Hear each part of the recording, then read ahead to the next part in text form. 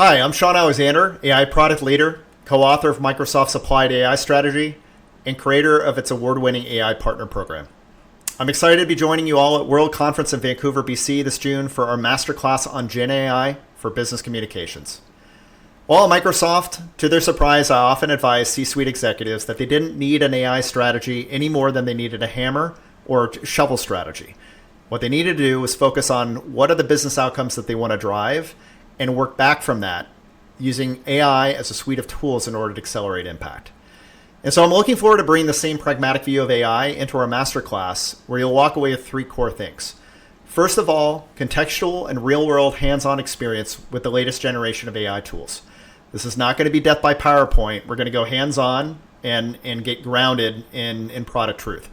Second, a clear, responsible framework for how you can use AI in communications, whether from the C-suite to customer service and everywhere in between. And third, practical strategies for proving out your ROI for using AI in communications and ensuring that you stay ahead of the next wave of AI-driven business transformation in a way that is cost-conscious and focused again on those business outcomes.